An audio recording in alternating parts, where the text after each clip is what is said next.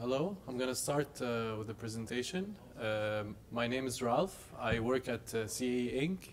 I'm the global compliance leader there for anti-corruption. So to start, this is the agenda of the presentation. I will first give you a brief familiarization of what CAE is, a summary of our policy and processes, what we do to prevent corruption and misconduct, a description also of our preventive measures and reporting tools. So just to give you a bit of background of what CAE is, CAE is a global leader in training, in simulation. So basically we make flight simulators where pilots train on, and we also have training centers around the world. We have three main divisions. We have civil, so it's civil aviation. We have defense and security, so military aviation. And also we have a healthcare division that they manufacture patient simulators. So these are simulators that surgeons train on to perform surgery. So it's important to know from a compliance perspective that each of those divisions are headed by a group president. And each group president, they report directly to the CEO. So this is important to know for accountability purposes that I'll discuss later on in the presentation. So, and to put it in context for you, any corporation, as we know, is bound to anti-corruption laws of their own country and also of the countries that they operate in. At CAE, we're bound by pretty much any legislation of any country that we operate in. And at CAE, we operate worldwide. We're present in more than 30 countries. We sell to all kinds of airlines and all kinds of governments, military and whatnot. So it's important for us that we're bound by, firstly, the CFPOA, which is the Canadian legislation. We're also bound by the FCPA, the US legislation, and the UKBA, as well as any other legislation of any country. So, and this is actually very important to us because half of our customers, if not more, are actually considered government officials. So government officials are considered anyone who works for a government or even a state-owned enterprise. So, and even if that enterprise is not wholly owned by the government, even if it's partially owned, so any person who works for example, let's say Air China is partly owned by the Chinese government. Therefore, any salesperson, any director, any officer of Air China, to us is considered a foreign official. So this really puts us under the eye of the FCPA, the CFPOA, and the UKBA. So therefore, this is the reason why CAE is deemed a high risk. It's under a high risk profile because we operate on all those jurisdictions. A lot of those jurisdictions are considered high risk based on the TI index, the corruption perception index. So we're present in a lot of those countries. Also, what really adds to the risk is that CAE we have certain independent offices. So that exposes us to the risks of unauthorized payments, which we'll discuss later. We have significant contact with government officials, and we use third parties or agents or representative to further our business in certain countries. So we have identified our two main risks, and they are foreign representatives, foreign agents, and the risk of unauthorized payments, whether it's by employees or whether it's by someone that we're affiliated with. So given that really that high risk profile, we have to have a very strong compliance program to back up our operations. So I'll give you a highlight of what we do. First, to address the risk of foreign representatives, we have a very intense, I would say, foreign rep policy. So just to give you some context, foreign reps are third parties that we hire in countries where we don't have a sales presence. So in a lot of the countries where we do business in, we don't have a CAE office there. So we hire representatives and consultants to help us grow our business there or keep our customers happy. So as we expand worldwide, we're required to expand our sales force more. And sometimes representatives, while they are seen as a red flag, which because I mean they're sometimes the most convenient and most cost-efficient solution for a company to pursue business. So representatives in themselves, they're not really illegal. They're not actually illegal, and they're not unethical either. But if we handle them in a careless way, then they become a very huge risk for us. So our aim, from the compliance office perspective, our aim is to make their life basically a living hell, because we want them to we want to make sure that they're doing business the right way. So the need for a representative arises when one of the business units, whether it's civil, military, or healthcare, they tell us, okay, we want to pursue some opportunities in country X, so we need a representative there. So it's the business unit that really determines the need for the representative, but it stops there. This is where the compliance office takes over, and the compliance office plays a huge role in determining who the representative is. We are in charge of doing the due diligence, and also we are in charge of determining how much we pay, because at the end of the day, if we're afraid of bribery, and if we determine the amount, there's less bias if the compliance office determines the amount than if it's the salespeople determining the amount. So, and in the due diligence, the questions that we ask are, who are these reps? What do they do for us? What are the services that they provide for us? Who their connections are?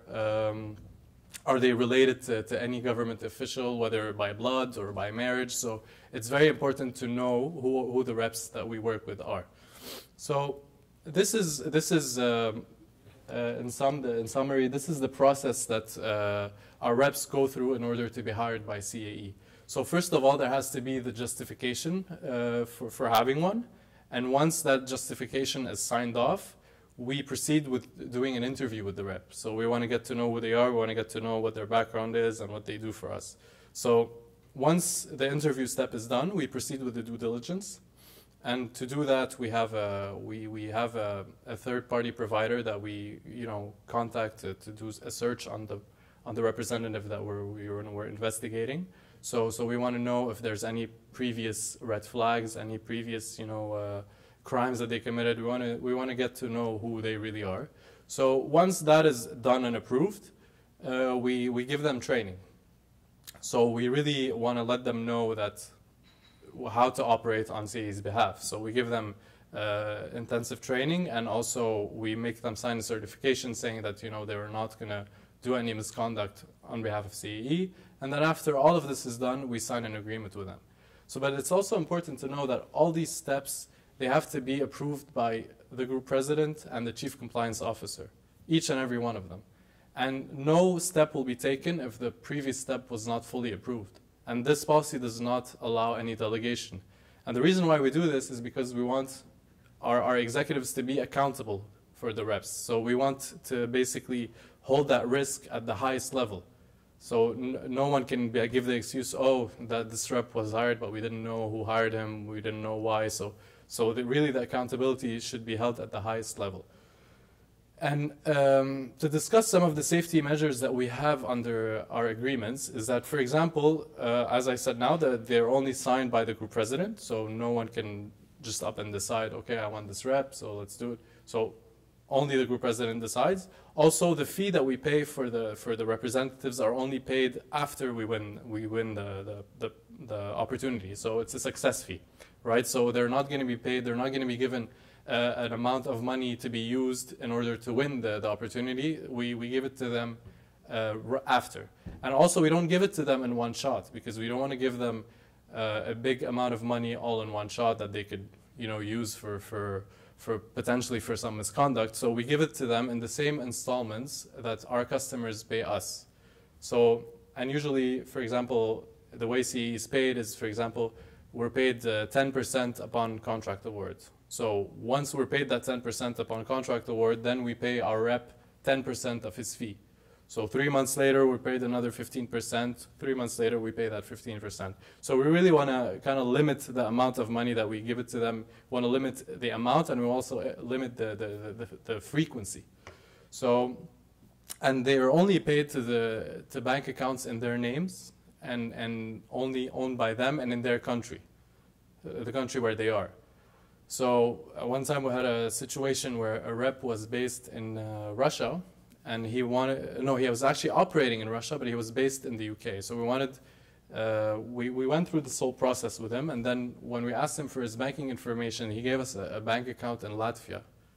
So the first reflex was to say, I mean, no, we can't accept that bank account because it's neither in the country where you're based, in the UK, and it's not in the country where you operate, so we can't do that.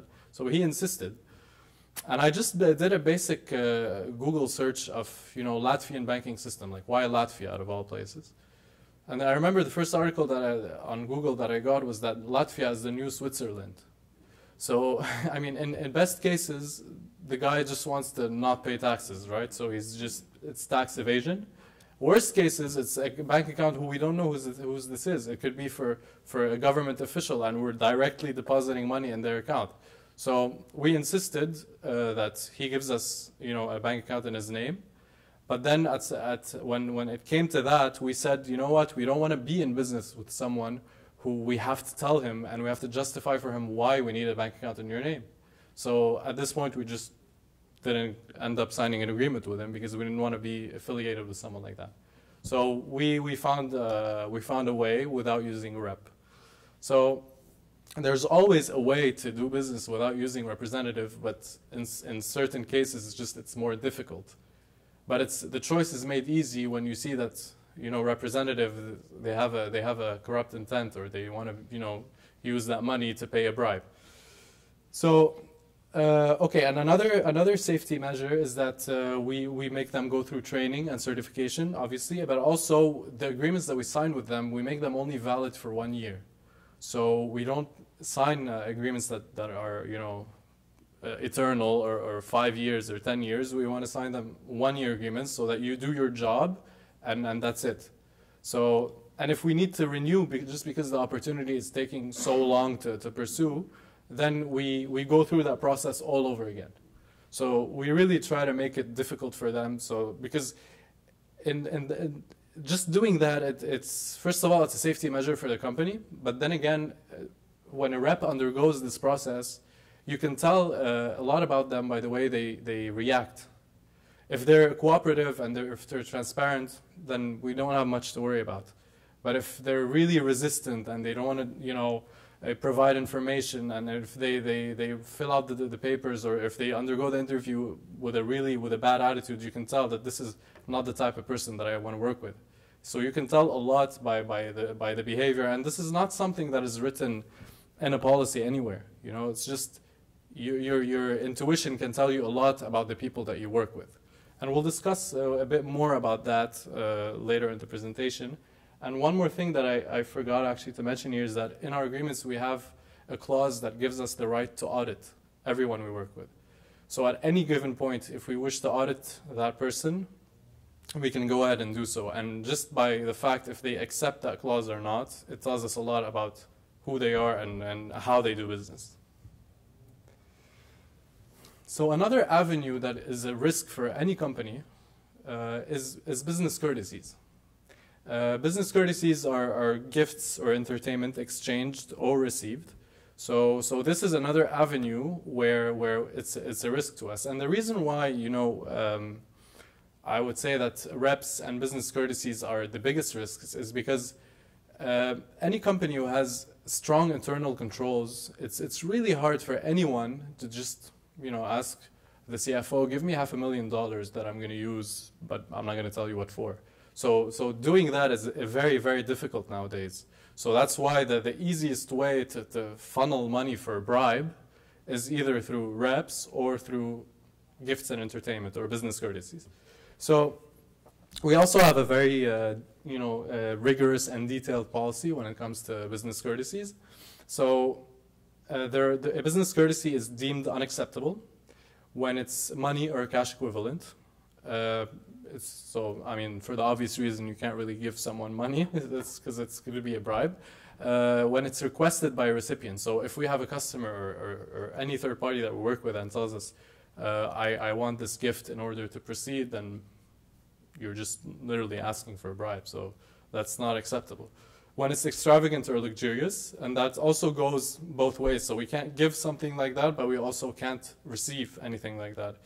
But sometimes, you know, depending on the culture of the customer that you're working with, or anyone that you're working with, in certain cultures it's acceptable to give gifts that are extravagant and luxurious. But you know, that doesn't mean that you're necessarily being bribed. There's always the context that comes into play. So, for example, at one time, I know that at CAE, Air China were in-house, and when they came in, their directors they brought in with them like a vase that looked expensive, and apparently it had like precious stones in that vase. So apparently it was valued at something like $5,000. And I mean, it's incredibly rude when you're in that situation to tell them, no, I can't accept this, because like, I mean, there were reporters there, people were taking pictures, so it's really difficult to do that. So we accepted it, but then that gift did not go to anywhere, not to any person. It went to the benefit of the whole company. So that vase is now showcased in our hallway, you know, it's inside a closet. So it wasn't a bribe, it was a gift. So, and in return, we had to give them like those really like a simulator that looks, you know, it's like a plastic simulator. I mean, wasn't much valuable as much as their gift, but it's in our policy, and it's also in our culture. I mean, you see when people go to meetings in the States, for example, just taking a coffee or muffin, you have to put money. Like, it really depends on the culture. So it's really important not to always, you know, construe something as a bribe or misconduct. So and in our policy we also distinguish the difference between gift and entertainment, because we in our policy have limits, and every country that we operate in has kind of a different limit. So because, for example, $100 in let's say Nigeria is not the same as $100 in Canada. It's not worth the same amount. It doesn't buy. It's purchasing power parity. I believe it's called the economic term. So we really take that into account for every country that we operate in, to make sure that the permissible amount for gifts and entertainment actually makes sense, and it's not too much or too little. So other than business courtesies and other than foreign representatives, we have a lot of preventive measures that we take, internal controls. So internal controls is a big one of them. Like, it's actually probably the most important. Like I said before, it's very hard for anybody just to take out money without having a whole bunch of approvals and a whole bunch of justification required as to why you need that sum of money. So it's almost impossible for an employee to take money from the company and bribe on its behalf. So, and that's the huge importance and the huge impact of internal controls. Also, in conjunction with the internal audit department, we do very regular risk assessments and audits on our spending. So we want to make sure that the policy that we always preach is actually working. So the best way to test that is to do regular audits. And we also do audits on the expenses of employees. So we have a data analytics software that tells us if an employee spent on a gift or on entertainment above the amount. And if they did, we'll always address as to why they did it. A lot of people, it's because that they don't know what the limits are, or they choose not to know. So we really investigate. And if there's any case for consequences, then we take action. And something is to be said. Ever since 2014, our policy has been updated every year. And people make jokes because the anti-corruption policy at CAE is the most updated one. Every year, employees get an email. Oh, we did those changes. We did that, because it's a continuous effort, and it's something to be continuously improved because of the changing landscape of the market. So it's really important to keep on adapting and keep on taking employees' feedback. So when I do the training at CAE, it's something very important that I actually enjoy. Is first of all, I want to show the employees that the compliance office, there's no need to be scared in approaching us, right? So approachability is something very important, because you want your employees to be comfortable asking you questions, and you want your employees to tell you once they see a certain red flag, right? So if they have this comfort to report a red flag to you, then that shows that your program is actually working.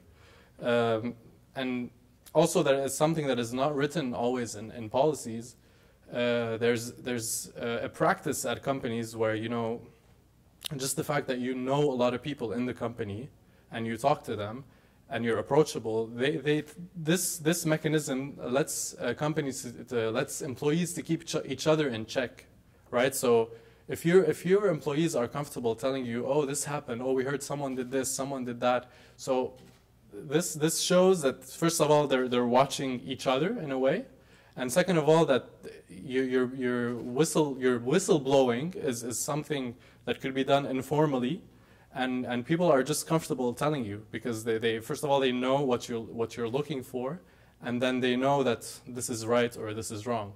So this is a very important control that is informal. Also, there's the need to mention, you know, political and charitable contributions on behalf of the company.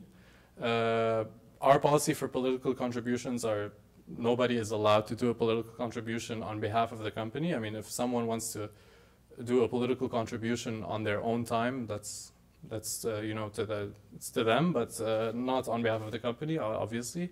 Also, charitable contributions only have to be done by our communications department. So just another way to prevent employees to funnel a potential bribe.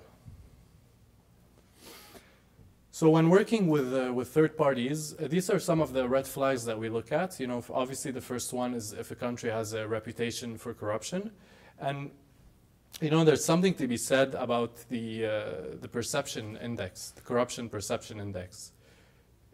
A lot of the time we see third world countries as you know, highly corrupt, but then first world countries as not so corrupt. But it's important to know that this is just a perception. Because, for example, in all the stories that we see in the news, like Airbus, Rolls-Royce, okay, the corrupt act maybe happened to win contracts in countries that are third world, right? And just because there, the opportunity to do so is easier. But the order to give a bribe, or the directive, or the person benefiting from the bribe, they're all in first world countries. Countries like the UK, the US, Canada, Germany, France. So that doesn't necessarily mean if you're doing business in France or in the UK, that means, okay, we can rest assured that there's no corruption is going to happen. So the corruption happens when there's the intent and when there's greed. So this is something to really watch out for. When there's signs of collusion between suppliers and customers, or suppliers and your procurement employees.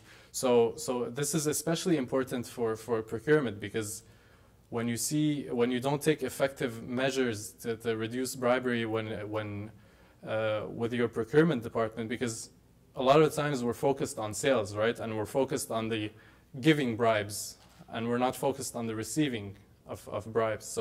So collusion really happens in procurement departments. So that's why one of the most basic and important controls to do in procurement departments is to rotate suppliers. So because you don't want one of your procurement agents to become extra friendly with one of your suppliers, and then there would be bias, right? So that's also a front to look out for. When third parties request gifts or requests cash, this is obviously, I would say, more than a red flag. That's almost an indication. When excessive expenses are incurred, so I mean, if you have a dinner of 3 people and you saw that it costs $10,000, then there's something wrong that happened there. So when we do our audits, we always look at, you know, the number of attendees when it comes to, for example, dinners or entertainment, or going to a hockey game or a soccer game. So we always look at the number of people and the amount. It's not just the amount. And if there's frequent complaints about, you know, individuals or a certain party, and that's my point of having an informal network of informants, if you want, in your company of your employees. That's where that comes in handy. If you have more than one employee telling you that, oh, you know, this guy that we work with, he's not the best candidate for the job, that in itself is not incriminating. It doesn't mean that the guy is bad, but it should give you an indication as to why is that person saying this. And it's even more true when there's more than one person saying this. So if you have 2 or 3 people telling you, oh, this consultant, he's not the best guy for the job, then it's at least something worth investigating, and maybe, you know, you'll find out something then. So, you know, as you know, all compliance professionals know that tone from the top is the most important thing. But tone from the top, it's only effective when, because it's easy for a CEO to you know, film a short video and post it on your intranet and say, you know, you shouldn't bribe, we do not condone this is not permitted. But then after the video shuts off, he tells you, you got to do what you got to do to make the sale happen. So that really gives a contradicting message. So the tone from the top it shouldn't just be don't bribe. It should be don't also do whatever you need to do to make the sale happen. You know, make the sale happen. Do your best, but do it the right way. There's an ethical way and there's a right way to do this. So please don't put the company at risk, or don't put yourselves at risk. Also, compliance needs to be given a very important spotlight in a company. If your compliance department is not vocal, and if your compliance department is not involved in the company's decision-making processes, it might as well not be there.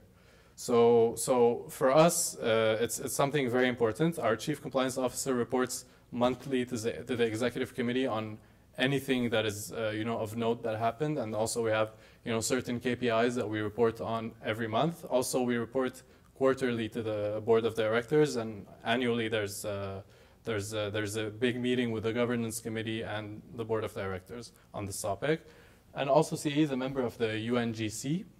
The UNGC, it's the UN Global Compact. I mean, there's certain principles that if you're a signatory, it means you must abide by them. And this is important not just for you know, corruption or anti-corruption. It's not just a legal or ethical matter. I mean, yes, it's illegal to bribe. It's unethical. But it's also a marketing and PR issue. You know, a company who reassures its investors, its shareholders, its partners, its employees that, you know, we are committed to doing business in the right way, then as an investor, you'll feel that your investment in this company is safe. And the possibility of you waking up one day and seeing on your phone that, oh, my stock price dropped 50% because the executive was caught, you know, in a bribery scandal, that's no investor wants that. So it's not just a legal and ethical matter. It's also a marketing and it's also a PR matter. So that's why it's important for companies to show initiative, because you're showing your investors that, you know, we're committed to doing things in the right way. So also training is something very important. And you know, you can have the best policy on paper, but if your employees don't know about it, then it's also worthless. So that's where training comes into play. Training your employees and training the people that you work with is something extremely, extremely important, because otherwise, if they don't know, people can just claim, you know, ignorance. I mean, although it won't get you out of trouble, but to be fair, a lot of people don't know what the law is with regards to bribery. For example, recently in Canada, they just made illegal facilitation payments. But in our policy, facilitation payments were always not permitted. So I had people sending me emails, oh, look, you know, in Canada now we're not allowed to give facilitation payments. I'm like, yeah, I know, but in our policy, it's always been illegal. Because first of all, we're bound under the UK British Act, the Bribery Act. So, and under the UK Bribery Act, you're not allowed to give facilitation payments, but also facilitation payments are just, you know, the diet version of a bribe, right? So, I mean, how can you make it, how can you distinguish a bribe from facilitation payments? Sometimes the line is very blurry, so you might as well just, you know, not permit it at all. So that's why it's important for you know, the compliance office to get the word out and to really instruct employees and make sure that employees know what they should and what they should not do. So we have online training that employees in key positions have to do every year at least. And I say key positions because, for example, we have at CAE, like we construct our simulators in-house, right? So for a person that works in the factory, for example, and building the simulator, anti-corruption is not really, in their concern. So it really depends on the employee's job position, but every employee has to do the code like the code of conduct certification, and also we have an anti-corruption manual. So the anti-corruption manual that we wrote is basically a summary of the policy, and it's available on hand for employees. So if ever an employee is in the field and they need to like refer to the policy to see, okay, for example, what's the limit that I can spend in this country? So instead of sifting through 40 pages of a policy, they can just access the manual that's like 5 pages, and they can get their information from there. So we have also a whistleblower policy that encourages employees to report any misconduct. So and that's something that we were discussing earlier today with some colleagues that I met here, is that whistleblowing is something very important to put out there, because if employees they don't feel comfortable to report, then again you might as well not have a compliance program, because it means it doesn't work. So for it to work properly, employees should feel comfortable to blow the whistle. Sorry. And in that policy, retaliation is not allowed by management. So this should give comfort to employees that if ever something happens and if you're suspicious of something, you can go ahead and blow the whistle, and no retaliation will happen against you. So to do that, we have Ethics Point. It's a platform that is accessible. I think the provider is Navex Global. And on it, people can report anything anonymously. So they could either do that over the phone or they can do it online. And it's not just available for employees; it's available for customers. It's available for any third party that we work with. So that's just to show that whistleblowing is always, along with tone from the top, whistleblowing should be always at the forefront, because you want to show everyone that you work with that you're transparent and you're willing to listen and you have nothing to worry about. So this is an excellent indication for companies, to make sure that their compliance program is working. And that concludes my presentation. Thank you very much. Does anybody have any questions? Are you adding third-party audit? You mean of? I don't know, because they said that for the certification, ISO, but the ISO certification, we are required to have an audit from an external party. So do you have it at CAE? You mean if we're audited by a third party? Yes, of course. We're audited by, I believe PwC is our auditor. We do an audit with them once a year. Based on the program that you have? Yes. Yes. But if you're talking about the ISO certification, I don't think it's for the ISO certification. But they do audit our anti-corruption policy, and they do audit the processes and to make sure that everything is compliant with that policy. ISO certification is something that is done independently, and if it's to the company's discretion if they want to be certified. Are you certified? No, CAE is not yet certified. Are you planning? We're planning, actually. We started with the UNGC being signatories, so the next step would be the ISO certification. When it comes to gifts and hospitality or gifts and entertainment, on one of your slides you had shown to look at the frequency, Mm-hmm. the number of times someone gave Right. a gift recently. How would you determine your threshold, if you will?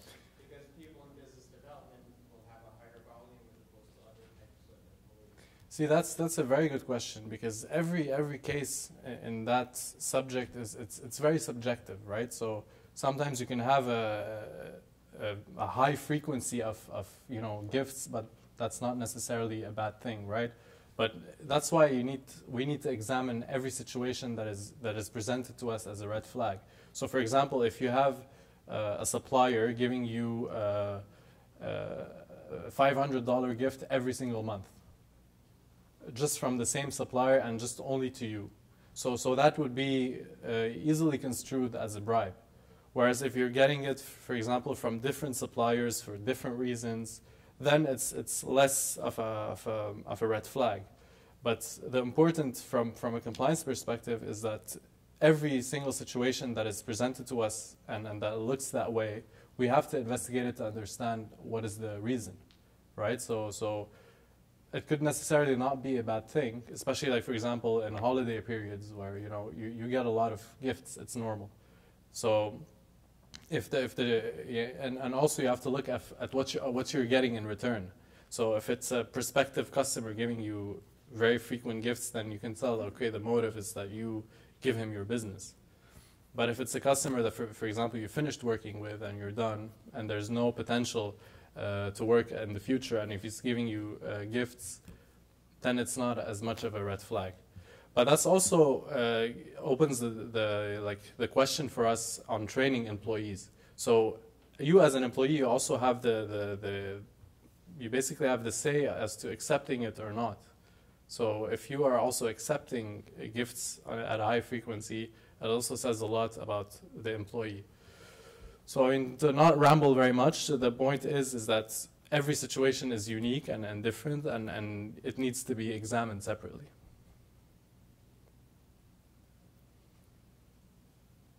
And you're doing quite a lot of merger and acquisition with the CAE. Yes. So are you doing something special? Well, you know, the way we see due diligence, it's not just important on. It's not just important for third parties you work with, but it's important for potential partners, right? Because you don't want any successor liability. So yes, the first thing that you do when trying to acquire or merge is that you really want to know who's the person you're marrying, right? So we do a lot of due diligence on the partners or on the potential partners.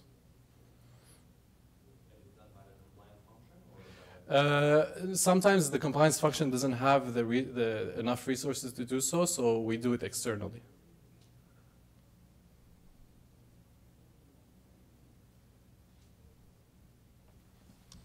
Any more questions? You did mention that part of the diligence that the company should do would be the background check of the employee. Right. Historically, this is a HR type activity. How do you see the compliance function involved in that? Well, it's good. It's a good question because we were discussing it recently because I read, I can't remember where exactly, but another kind of avenue for bribery is that, you know, you give someone a contract and in return you hire their son or you hire their someone. So in this specific situation, it becomes a compliance issue more so than an HR related issue. So it's important to work closely with HR on this. And for example, the way we do it is that we have HR send us every week the list of new hires. So, and in the database where we do a due diligence on representatives or agents or consultants, we also use that for employees, right? So it's important to know if they're affiliated with someone. So and that's very unlikely in our situation. I mean, but we still do it, and also it's kind of a two bird in one stone thing because that list of new hires also tells us if that employee is in the position where they really need to be trained for anti-corruption or in which category do they fit? Do they fit as you know the risky type of employees or the employees that you know they're not exposed to either paying bribes or receiving bribes, so you shouldn't worry about them. So that's essentially why we requested the list of new hires, but then it transcended into more than that.